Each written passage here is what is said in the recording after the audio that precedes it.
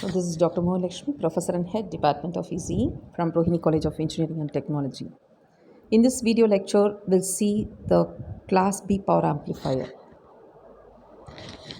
So the biasing of the transistor in Class B operation is in such a way that at zero signal condition, there will not be any collector current. The operating point is selected to be at collector cutoff voltage. So when the signal is applied, only the positive half cycle is amplified at the output. So the figure clearly shows the input and output waveforms during the Class B operation. So let us see how the circuit operates. When the signal is applied, the circuit is forward biased for the positive half cycle of the input and hence the collector current flows. But during the negative half cycle of the input, the circuit is reverse biased and the collector current will be absent. Hence, only the positive half cycle is amplified at the output. As the negative half cycle is completely absent, the signal distortion will be high. Also, when the applied signal increases, the power dissipation will be more. But when compared to Class A power amplifier, the output efficiency is increased. In order to minimize the disadvantages and achieve low distortion, high efficiency and high output power, the push-pull configuration is used in the Class B amplifier. So when you use a Class B amplifier as such, definitely there will be a distortion. So in order to avoid that, we go for the other configuration, which is a push-pull configuration. So the output power is obtained for one half cycle of input only. So the collector current flows for 180 degrees only. For this, the Q point is adjusted so that it is in the cutoff region. So the transistor conducts one half cycle only for the positive half cycle of the input, and in the negative half cycle, the transistor goes into off state. So the collector current will flow only for the first half cycle. Since the transistor conducts for one half cycle of the input, the power dissipation of these Class B amplifiers are very less. Hence, obviously, the efficiency gets increased.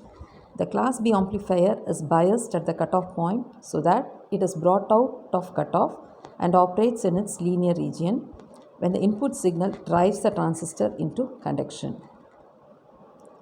So Class B output stage.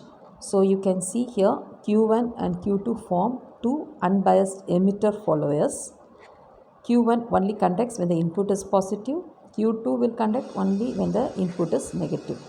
So conduction angle is therefore 180 degree. When the input is 0, neither conducts, that is the quiescent power dissipation is 0.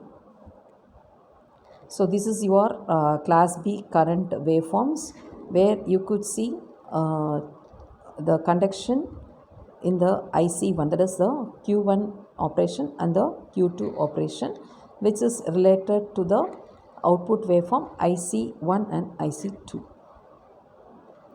So Class B amplifier, so this is a simple circuit. You can see that transistor conducts only during the positive half cycle. In the negative half cycle, the transistor is completely off. So advantages, impedance with load is possible. Second harmonic get automatically cancelled. Zero power dissipation. High efficiency compared with Class A amplifiers. But still it has certain disadvantages. Crossover distortion is present in the output waveform. Since the transistor is biased at cutoff region, the waveform is distorted near zero crossings. Efficiency is not so high. So Class B the efficiency, in order to improve the disadvantages, we go for a push-pull type, which is Class B push-pull amplifier and Class B complementary symmetry amplifier. So push-pull amplifier, both the transistors will be of same type, whereas in the complementary symmetry, one transistor will be a PNP, other one will be a vice versa. So Class B push-pull AC operation. So you can see here Q1 will be conducting and Q2 is off, that is during the positive half cycle. During the negative half cycle, you can see Q1 is off and Q2 is negative. So which is all shown in the blue shades. So this is actually the crossover distortion. So how the dead band in the Class B amplifier transfer characteristics results in crossover distortion, which is shown very clearly over here. So here this is the illustration of crossover distortion in class B push-pull amplifier. The transistors conduct only during the portions of the input indicated by the shaded areas. So you can see here uh, which is indicated like Q1 conducting and Q2 is off in the first blue shaded. The first one is your V in signal, the second is your V out. So where you can see Q1 conducts, Q2 is off, and there is a lapse of time which indicates that both the transistors are off, so which is actually the crossover distortion.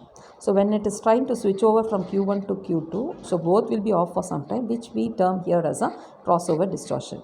And similarly in the second part, the Q2 will be conducting and Q1 will be off. And thank you.